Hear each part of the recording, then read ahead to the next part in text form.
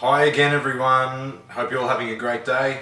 So let's talk about carb cycling and exactly how it works for you. So I believe carb cycling is a much more effective approach when dropping body fat than using a ketogenic diet for that 6 to 12 weeks. But I still don't believe that carb cycling is the best way to burn fat either. Keep the fat off permanently and more importantly see constant and consistent progress.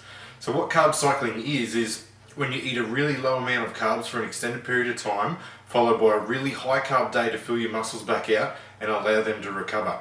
There is no set amount of time that you need to stay on the really low amount of carbs for, as everyone's different and everyone has different beliefs. Okay, so once again, I've used carb cycling before. I can speak from experience and I'm going to tell you what I believe the best way to carb cycle is and why I believe that. I'm also going to tell you why I don't recommend using carb cycling as your primary source of dieting or your main dieting tool to continually keep progressing with your physique and to drop body fat. So if I personally were to start carb cycling, I would do it for 3 days of really low carbs in a row and then 1 day of that really high good quality carbs. You can do 3, 4, or even 5 days of low carbs, but carbs are the primary source of energy in the body and they play such a crucial factor when it comes to the recovery of your muscles. Okay, so on the 3 days you're basically on 0 carbs. Yes, absolutely 0 carbs. You're only getting carbs from your green veggies. Remember, they're the ones that we don't count, so they're the fibrous carbs. You will not be having any rice, any sweet potato, any white potato, any pasta, any oats, any bread or anything really. You're just eating lean meat and greens throughout the entire day. So once the 3 days of basically ketogenic dieting or really low carbs have been completed, you have a really high carb day with carbs in every single meal. This is when you will add in your oats, your sweet potato, your white rice in very, very large amounts to fill back out and recover.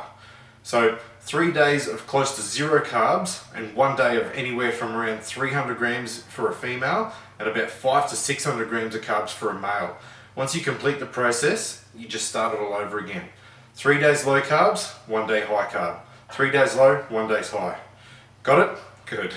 All the way through, for however long you want to carb cycle for. A lot of people like to carb cycle year round because it does logically make sense to me that this can be a good way to lose fat, but there's just 1 or 2 things that put me off carb cycling, which I'm going to get to very soon.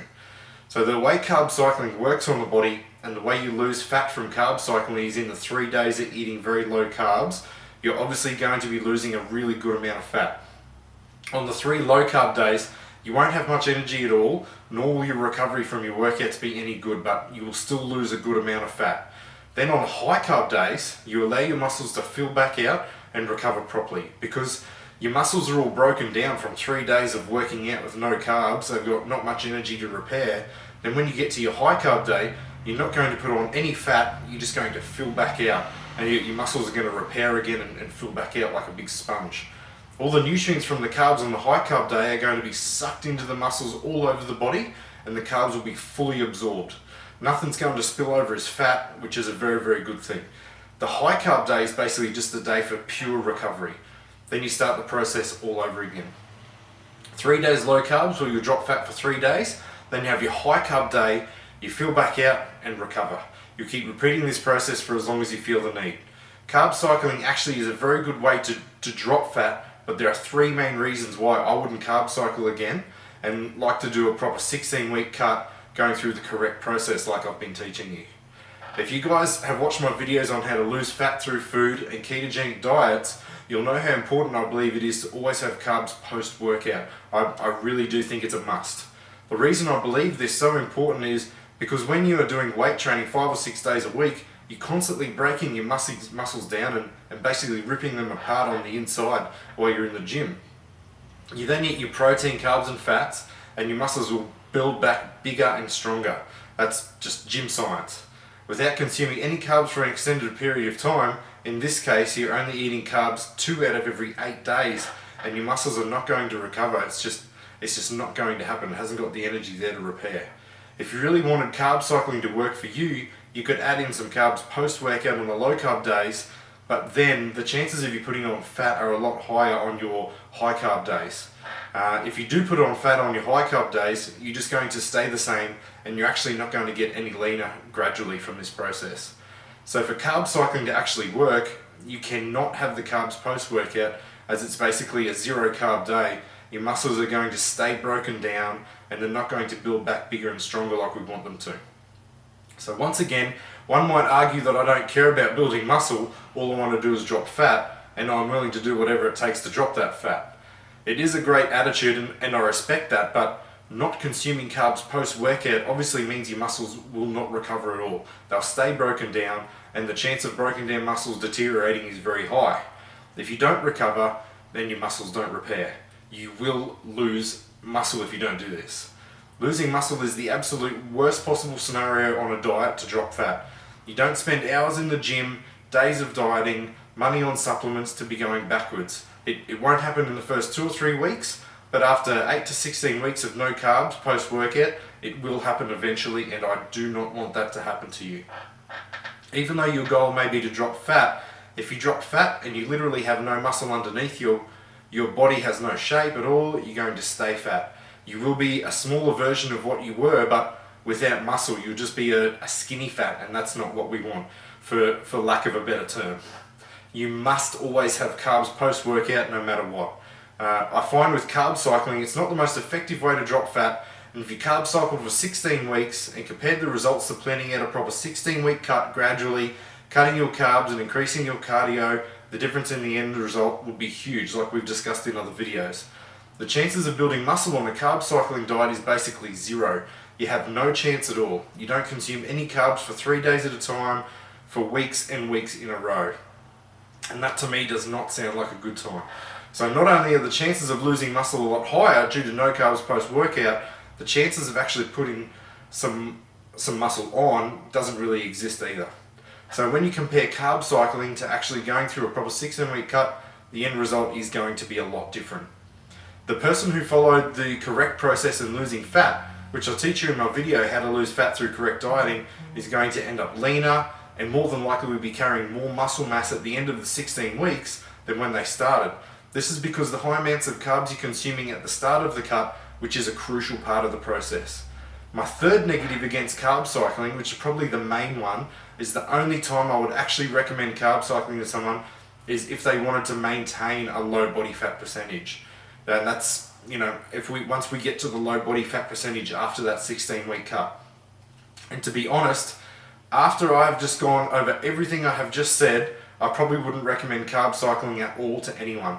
But if I was to recommend it, the only time would be to maintain that low body fat percentage. If you dieted down the correct way by gradually cutting the carbs and increasing the cardio, and you kept all your muscle mass, you could carb cycle at the end of that period to maintain the low body fat percentage. But again, there is still that risk of losing that muscle in the low carb periods. Okay?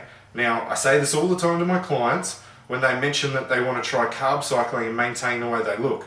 Why would you go to the gym to maintain the way you look? Do you not want to get any better? Do you not want to improve on your weak areas? Do you honestly think that your body is that perfect now that this is how you want to look for the rest of your life? Absolutely not. I don't know how you guys feel, but I don't think I will ever feel like that. Why would you go to the gym, spend hundreds of dollars on supplements, meal prep all your food, basically work your ass off to look exactly the same as you look now? Why would anyone in general ever go through a maintenance period? I just don't understand. Why wouldn't you always want to be trying to get better? So the reason I love bodybuilding and I'm so addicted to this sport, even though I don't compete, is because the journey never ends. But just because I don't compete now doesn't mean I'm not going to. You're always chasing that perfect, or what's perfect to you. I personally like to have massive wide shoulders and wide thick lats, and I try my best to taper it down into a skinny waist and keep my legs big. You can't do that if you're losing muscle. It just doesn't work. To me, that is very visually appealing, and that's exactly how I want to look. Not once have I ever stood in front of the mirror and gone, I'm done. I've made it. My body is perfect. It is never going to happen. It's never going to happen to me, and I don't ever want it to happen to you. It's never going to happen to anyone because there's always room for improvement. There is no such thing as a perfect physique. It can always be improved. So when someone says to me they want to maintain the way they look, I always talk them out of it, because that is how you get complacent, and that's how you lose motivation with your training, because you're going to the gym to look exactly the same. You don't have a goal to strive for, and I think that's a massive waste of time. Carb cycling does work. You can lose fat through this process, but you can also lose muscle as well if you get it wrong. I would never run the risk of not consuming any carbs post-workout for multiple days in a row, nor would I ever go to the gym to look exactly the same as I do now. I always want to be getting better. I'm always looking to improve and take not only my physique, but also my life in general to the next level. I take that attitude towards everything in my life, not just my diet and training. One of the favourite things I've heard from one of my idols, Tony Robbins. I'm sure you've heard of Tony Robbins. And something I literally live my life by is to raise your standards in every facet of life. Why would you settle for average? Why not aim to be the absolute best at everything you do? Why not live life to the absolute fullest and full on give everything you have to everything you do?